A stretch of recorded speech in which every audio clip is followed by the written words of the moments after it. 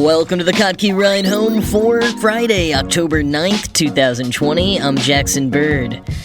What kind of operating system do they use in space? The science behind cocktails to up your at-home mixology game? The 22-year-old responsible for the most viral beats on TikTok? And the Connecticut mayor who isn't taking any of John Oliver's crap? Here are some of the cool things from the news today. Have you ever thought about what operating system is used on spacecrafts? I'll admit I hadn't really thought of it before, but what I really hadn't thought of before was just how precise those operating systems have to be. I mean, obviously they have to be precise. It is space. There's a million things that could go wrong. One tiny error can mean that the multi-million-dollar craft that hundreds of people have spent years working on gets burnt to a crisp. Or, in the case of crewed missions, it's the literal difference between life and death. So, yes, precision and top-of-the-line systems are key. And a recent article in Ars Technica detailed just how precise the operating systems are, especially when it comes to speed. So first, let's think about the processing speed of the devices we use most often, smartphones. Ars Technica recounts a speed test done between the iPhone XS Max and Samsung S10 Plus by the YouTube channel Everything Apple Pro. Quoting Ars Technica, "Before the test, both phones are restarted, and the cache is cleared in them.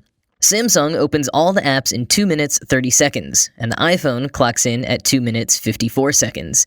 In the second round, all the apps are closed and opened again without restarting or clearing the RAM.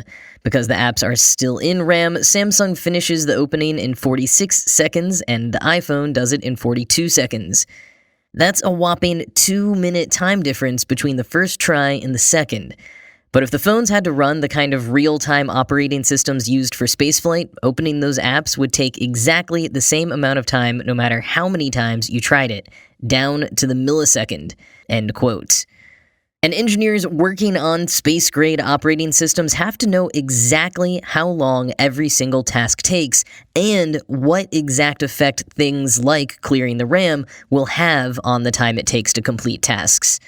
And for an example on why that detailed timing is so crucial, let's look at the European Space Agency's recently launched Solar Orbiter.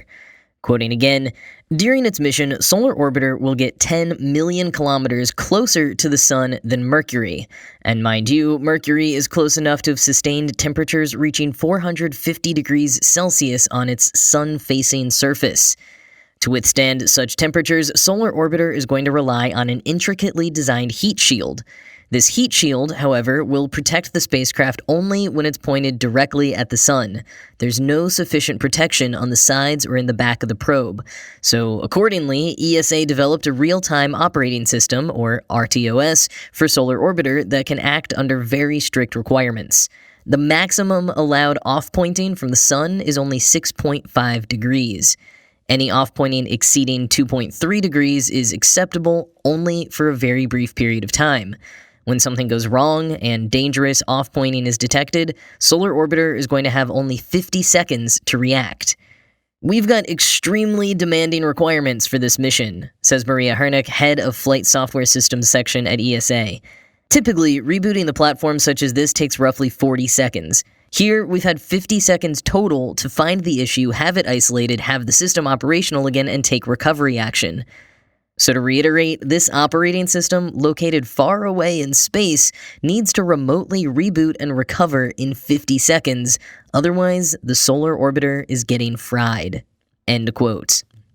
So what operating system is used by NASA and ESA? Well, originally it was a custom build for each mission, with just a little bit of rollover of code in between each one.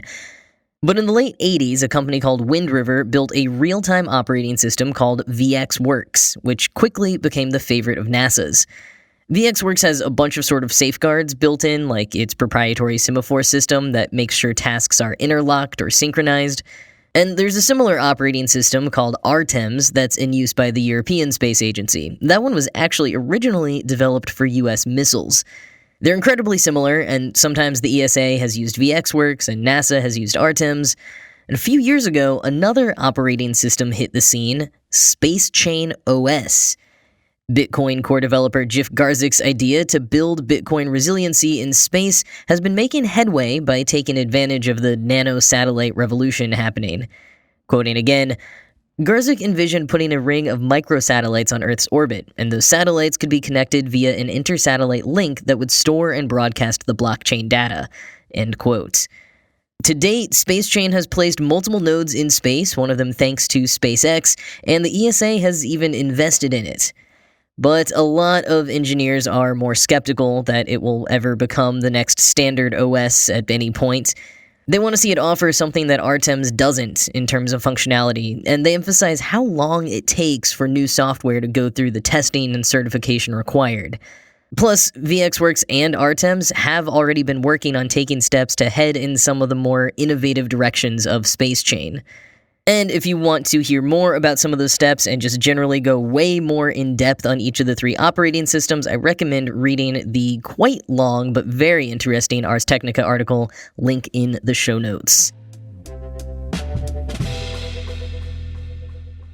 Even with a lot of bars doing to-go service in some towns, you probably aren't buying drinks as often as you used to. Maybe you've been making them at home more, or you've given up on complicated cocktails because you can never make them as well as your favorite bar. Either way, I've got some tips for upping your at-home cocktail game.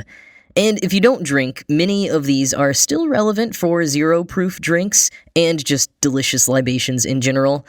Also, in case you missed it, Cocky.org recently had a quick link book recommendation for anyone who doesn't drink always or some of the time, but still wants to enjoy a fancy beverage. The book is called Good Drinks, Alcohol-Free Recipes for When You're Not Drinking for Whatever Reason by Julia Bainbridge. Link in the show notes if you want to check it out. Like many types of cooking, Discover Magazine points out that making cocktails is a science. It's chemistry, and the more you remember that and engage with that idea, the better you'll do. Discover talked to Kevin Liu, the owner of The Jasper, which was named one of the best new bars in the South. He's also the author of Craft Cocktails at Home, Offbeat Techniques, Contemporary Crowd Pleasers, and Classics Hacked with Science.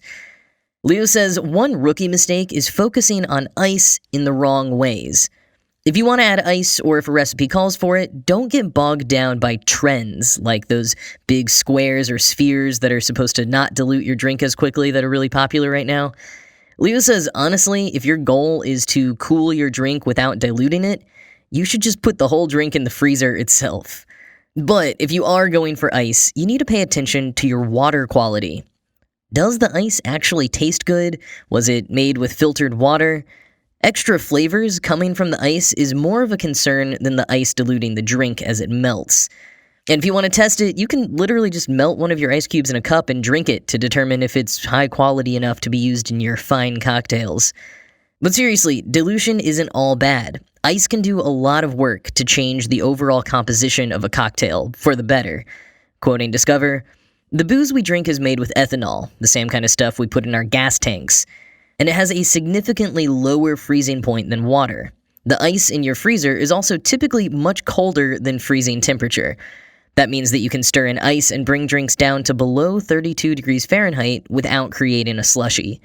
As you supercool your beverage, less alcohol will evaporate from it, making it smell and taste less boozy. In fact, the colder something is, the less you perceive the taste in general.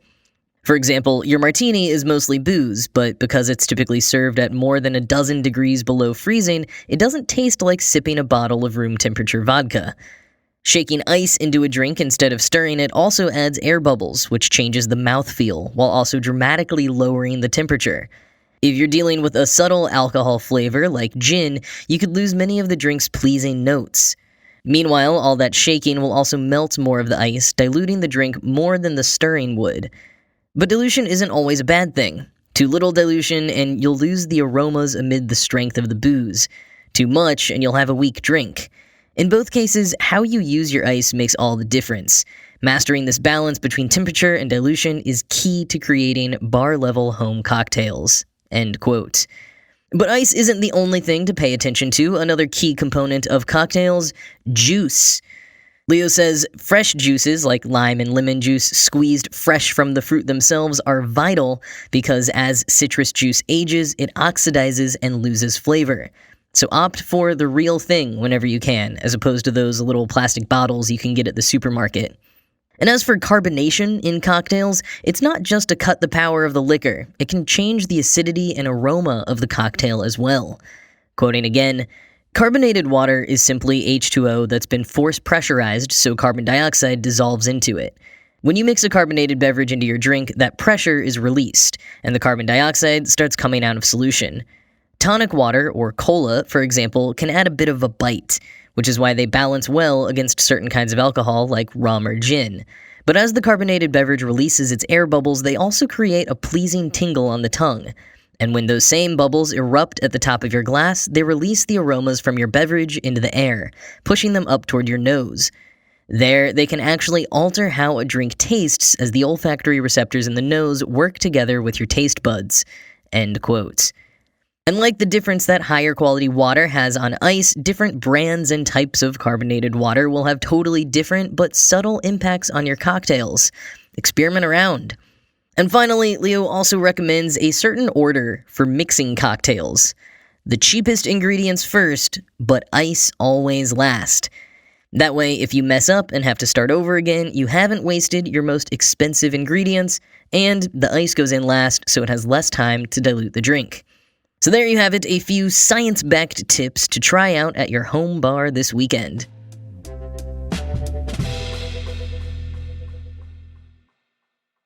Going viral on TikTok is one thing, but making the music that helps other people go viral is quite another.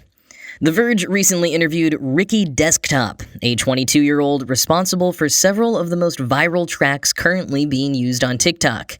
More than 20 million TikToks have used his beats, some of those going viral themselves with tens of millions of views, and off the back of that, he now gets 1.5 million monthly listeners on Spotify. On TikTok, most creators use background music that's available in the app to perform with, either by dancing, miming, or some other creative use. And this comes from TikTok's roots as the Musical.ly app, which was essentially a short-form lip-sync app. There are some popular songs hosted on there, as well as a lot of covers, and music made by independent artists. It's actually how Lil Nas X got his start, by posting Old Town Road on TikTok and it going viral there before anywhere else, as it got remixed and remixed over and over again until it made it to the top of the Billboard charts.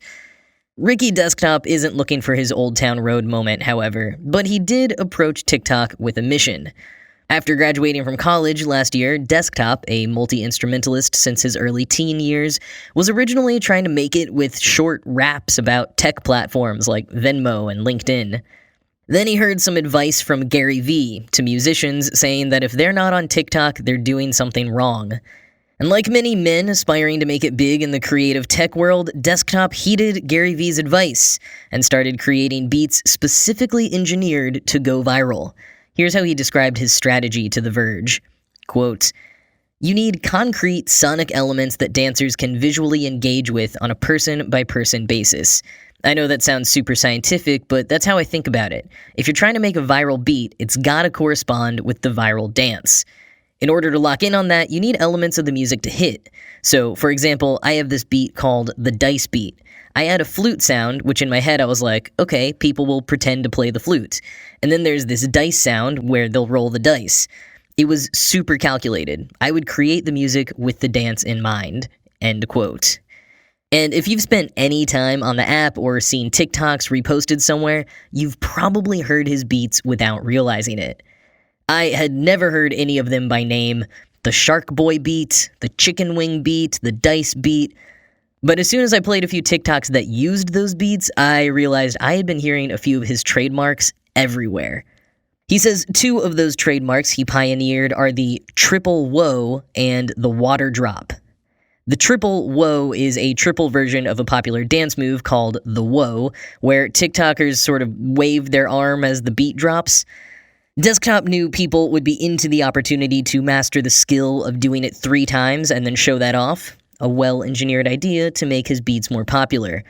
As for the water drop, which sounds before the bass drops, he says, quote, "It's almost like ASMR in a way. It's tangible. People can hit the air or hit their cheek, and that's the Ricky desktop thing.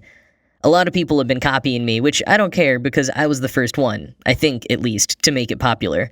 Even that song WAP, they put the water drop right before the bass drop, which is funny. Not that I need the credit for it, but it was my thing first, at least on TikTok. End quote.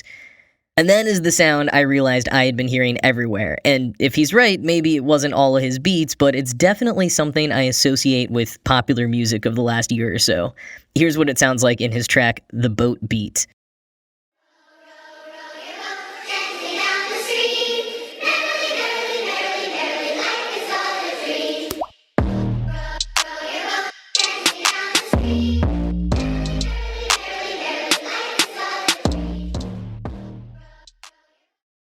And as for the question usually on people's minds with someone who makes it big on a social media platform, does he make any money from this? Desktop says that he gets some money from streaming, some from iTunes, and a bit of royalties from TikTok, which recently introduced a TikTok Creators Fund to provide a bit of income, similar to the YouTube Partner Program. He's also had people reach out for custom beats and has been taking meetings for potential collaborations, which is what he's really looking to do in the future. TikTok is not the end game for him, nor would I add should any one platform be for any creator. His sights are set on working with platinum-level artists, and when he's established enough as a producer with other artists, he wants to shift into his own songs with him as the vocalist. High hopes, but he's certainly dominated the goals he set out for himself thus far, so I'd say remember the name Ricky Desktop. You'll probably be hearing it for a while.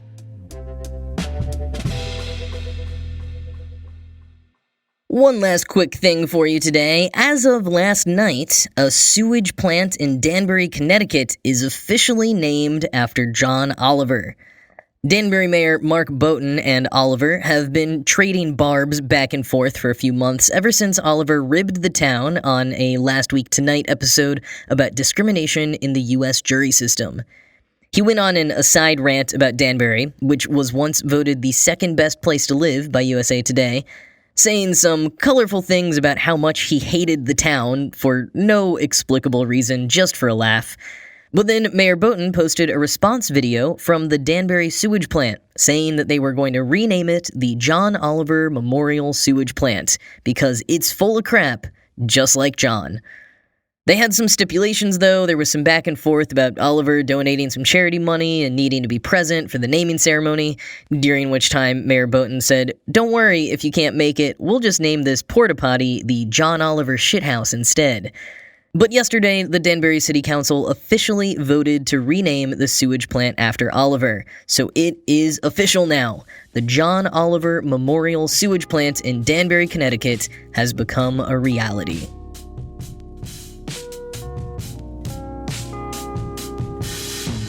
That is it for this week. As always, this show was produced by Ride Home Media and Cocky.org. I am Jackson Bird, and I'm going to go work on perfecting my triple whoa. I hope you all have a great weekend, and I will talk to you on Monday.